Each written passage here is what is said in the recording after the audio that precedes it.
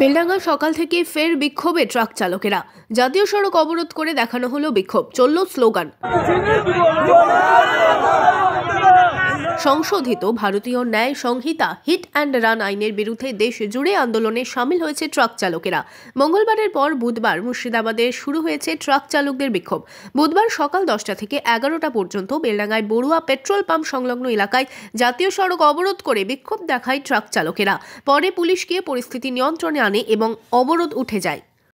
আমাদের কেন্দ্র সরকার যে আমাদের উপরে কালা আইন লাগু করেছে, ড্রাইভার অ্যাক্সিডেন্ট করলে সেই একটা পেশেন্টকে নিয়ে হসপিটাল অবধি পৌঁছানো, তো আমরা ড্রাইভাররা যদি সেই পেশেন্টকে নিয়ে হসপিটালে যাই তো আমরা ঘুরে পাবলিকের হাতে মার খেয়ে তো ঘুরে হসপিটাল আমরা চলে যাবো, আমাদের ফ্যামিলি আছে। আর যে 10 বছর জেল আর 5 লাখ টাকা জরিমানা যেটা করেছে, তাতে আমরা সে দাবি মানতে পারছি না, কারণ আমাদের ফ্যামিলি আছে, ফ্যামিলি কে দেখবে।